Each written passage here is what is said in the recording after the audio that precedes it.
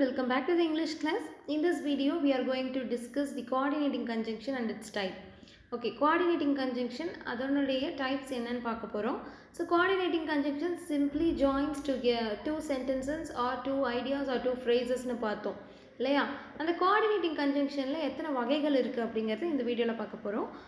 The English language has 7 coordinating conjunctions and they are easily to remember if you can just remember the acronym fanboys. So Englishல மொத்தம் 7 coordinating conjunctions இருக்கு. அதை ஈஸியாக நீங்கள் ஞாபகம் வச்சுக்கணும் அப்படின்னா acronym மூலயமா ஞாபகம் வச்சுக்கலாம். fanboys அப்படிங்கிற acronym மூலயமா ஞாபகம் வச்சுக்கலாம். First of all, what is acronym? Acronymனா என்ன? So acronym is also an abbreviation, but that acronyms can be pronounced as a word. acronym ஒரு வகையான abbreviation தான். ஆனால் acronym நம்ம வார்த்தைகளாக சொல்ல முடியும். எக்ஸாம்பிள் ISRO ன்னு சொல்ல மாட்டோம். ISRO. Next world health organisation WHO. WHO. அப்புறம் வேற என்ன? எய்ட்ஸ். AIDSன்னு சொல்கிறோம். எய்ட்ஸ். அப்போ சில அப்ரிவேஷனை நம்மளால் வார்த்தைகளாக சொல்ல முடிஞ்சதுன்னா அதை தான் acronymனு சொல்கிறோம். ஸோ இங்கே நம்ம 7 கோஆர்டினேட்டிங் கன்ஜங்ஷனை ஞாபகம் வச்சுக்கணுன்னா அதை சுருக்கி ஒரு அந்த அப்ரிவேஷனை acronym மூலயமா சொல்ல முடியும். ஃபேன் பாய்ஸ் அப்படின்னு வார்த்தைகளாக நம்மளால் சொல்ல முடியுன்றாங்க. ஓகே, இந்த ஃபேன் பாய்ஸ்னால் என்னன்னு பாருங்கள். First F stands for. Okay, A stands for N stands for nor, B stands for but, O stands for or, Y stands for yet and S stands for so. ஓகேவா? So நமக்கு தெரிஞ்ச conjunction தான். So இப்போ ஒவ்வொன்றுக்கும் என்ன usage அப்படிங்கிறது நம்ம பார்க்கலாம். So F stands for. So for எங்கே யூஸ் பண்ணுவோம் அப்படின்னு பார்த்தீங்கன்னா, it explains reason R purpose just like because. So because நம்ம எங்கெல்லாம் யூஸ் பண்ணுவோம்? காரணத்தை சொல்லும் போதோ ஏதாவது ஒரு வேலையை சொல்லும் போதோ நம்ம வந்து ஃபார் யூஸ் பண்ணலாம். பிகாஸ் மாதிரியே நம்ம ஃபார் யூஸ் பண்ணலாம் அப்படின்னு சொல்கிறாங்க. Example, I go to the park every Sunday for I long to see his face. நான் வந்து பார்க்குக்கு எவ்ரி சண்டே எதுக்கு போகிறேன் அப்படின்னா அவங்களோட ஃபேஸை பார்க்குறதுக்கு. அவங்க ஃபேஸை பார்த்தா தான் எனக்கு ரொம்ப நிம்மதியாக இருக்கும், அதனால் நான் பார்க் போகிறேன். சரியா? நெக்ஸ்ட் எக்ஸாம்பிள், அப்போ ரீசன் சொல்கிறாங்க, எதுக்கு நீ எவ்ரி சண்டே பார்க் போகிற அப்படிங்கிறப்போ இங்கே என்ன சொல்லலாம்? சர்ச் கூட எவ்ரி சண்டே எதுக்கு போகிறீங்க? ப்ரேயர் பண்ணுறதுக்காக போகிறேன், காடை பார்க்க போகிறேன்ற மாதிரி சொல்லலாம். Next and. ஸோ அண்ட் எங்கே யூஸ் பண்ணணும்னு பாருங்கள். Adds one thing to another. And என்ன பண்ணணும்? சிம்பிளாக நம்ம என்ன பண்ணோம்? 2 சென்டென்ஸை அப்படியே ஜாயின் பண்ணணும். 2 டிஃப்ரெண்ட்டான ஐடியாஸை ஜாயின் பண்ணி சொல்லிவிடும் அண்ட். ஓகேவா? சிம்பிள் காம்பவுண்ட் காம்ப்ளெக்ஸில் இந்த கோஆர்டினேட்டிங் கன்ஜங்ஷன் உங்களுக்கு கண்டிப்பாக வரும். சரியா? So I like to read and I right faithfully in my Journal every night. So எனக்கு வந்து படிக்கிறதுக்கு பிடிக்கும், அதனால் வந்து நான் என்ன பண்ணுவேன்? எல்லா நாளுமே வந்து நான் என்னுடைய ஜேர்னலில் உண்மையாக எழுதுவேன், நைட்டு வந்து நான் எழுதுவேன் அப்படின்னு சொல்கிறாங்க. ஸோ இங்கே ரீடிங் அப்படிங்கிறது ஒரு ஐடியா, ரைட்டிங்கிறது ஒரு ஐடியா. ஸோ இந்த 2 ஐடியாவே சேர்த்து அண்ட் யூஸ் பண்ணி நம்மளால் சொல்ல முடியும். சரி, அப்போ அண்ட் வந்து சிம்பிளாக என்ன பண்ணுன்னா 2 டிஃப்ரெண்ட்டான ஐடியாஸை ஜாயின் பண்ணி சொல்லும் நமக்கு. நெக்ஸ்ட் நார். ஸோ நார் என்ன பண்ணுன்னு பாருங்கள். Use to present an alternative negative idea to an already stated negative idea. So ஏற்கனவே ஒரு நெகட்டிவ் ஐடியா இருக்குது, அதுக்கு பதிலாக இன்னொரு நெகட்டிவ் ஐடியா சொல்கிறதுக்கு நம்ம நார் பயன்படுத்தலாம். So example, I neither love nor hate to watch TV.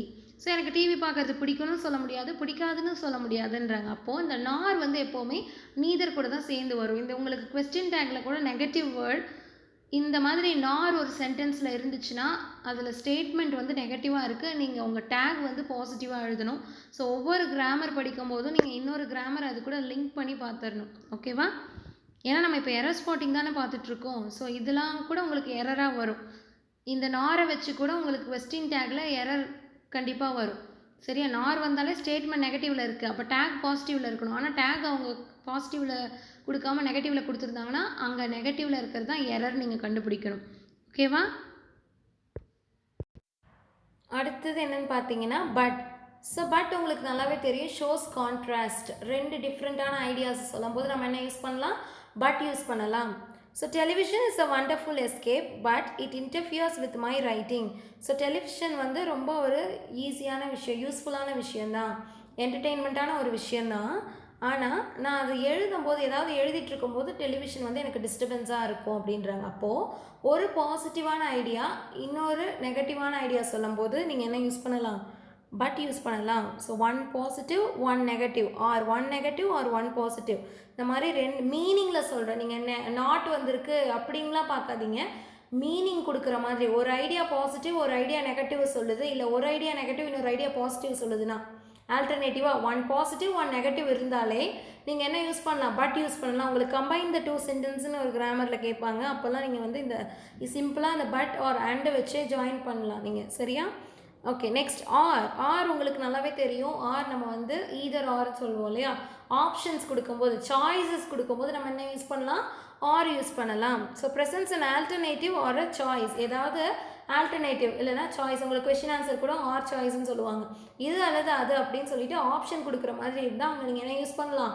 R use பண்ணலாம். So example, would you rather read a book or watch a good TV show? நீ உனக்கு புக்கு படிக்க பிடிக்குமா அல்லது நல்ல டிவி ஷோ பார்க்க பிடிக்குமா அப்படின்னு கேட்குறாங்க. ஸோ ஆப்ஷன் ரெண்டில் ஏதாவது ஒன்று தான் செலக்ட் பண்ண முடியும். இந்த மாதிரி ஆப்ஷன்ஸில் வர்றதில் நீங்கள் என்ன யூஸ் பண்ணலாம்? ரெண்டு ஐடியாவில் ஏதாவது ஒரு ஐடியா செலக்ட் பண்ணுற மாதிரி கான்செப்ட் இருந்துச்சுன்னா அங்கே நீங்கள் என்ன யூஸ் பண்ணலாம்? ஆர் யூஸ் பண்ணலாம். நெக்ஸ்ட் எட். ஸோ எட்ங்கிறது பாருங்கள், introduces a contrasting idea that follows the preceding idea logically. So but மாதிரி தான். ஸோ இங்கே பாருங்கள், அதாவது I always take a book to the beach yet I never seem to turn a single page. நான் வந்து எப்போவுமே புக்கை பீச்சுக்கு எடுத்துகிட்டு போவேன், ஆனால் ஒரு தடவை கூட இருந்த போதிலும்னு அர்த்தம் இங்கே. பட்னா ஆனால் இங்கே இந்த இடத்துல இருந்த போதிலும்ன்ற அர்த்தம். எட்னா இருந்த போதிலும் நான் என்ன பண்ணல, ஒரு பேஜை கூட இது வரைக்கும் நான் திருப்பி பார்த்ததே கிடையாது. டெய்லியும் புக் எடுத்துகிட்டு போவேன் பீச்சுக்கு, ஆனால் ஒரு தடவை கூட நான் என்ன பண்ணதில்லை, ஒரு பேஜை கூட திருப்பி பார்த்ததில்லைன்னு சொல்கிறாங்க. அப்போ எட்டுங்கிறது வந்து நீங்கள் இன்னும்னு கூட அர்த்தம், இன்னும்னு கூட எடுத்துக்கலாம். ஹேட் யூ லஞ்ச் அப்படின்னு யாராவது கேட்டாங்கன்னா நாட் எட், இன்னும் இல்லை. சரியா? இல்லை ஹேவ் டு அப்படின்னா சாப்பிட போகணும்னு அர்த்தம். நாட் எட் அப்படின்னா இன்னும் இல்லை அப்படின்னு அர்த்தம். சரியா? அப்போ எட் அப்படின்னா இருந்த போதிலும், இன்னும்னு அர்த்தம். சரியா? ஸோ உங்களுக்கு நல்லாவே தெரியும், ரீசன் எல்லா இடத்துலையும் ஸோ யூஸ் பண்ணுவோம் இல்லையா?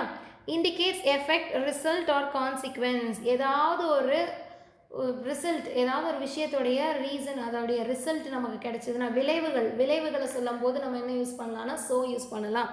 I like to read, so my grammar is always on point. எனக்கு ரொம்ப படிக்கிறதுக்கு பிடிக்கும், அதனால் நான் கிராமரில் ரொம்ப கான்ஷியஸாக இருப்பேன் அப்படின்னு சொல்கிறாங்க.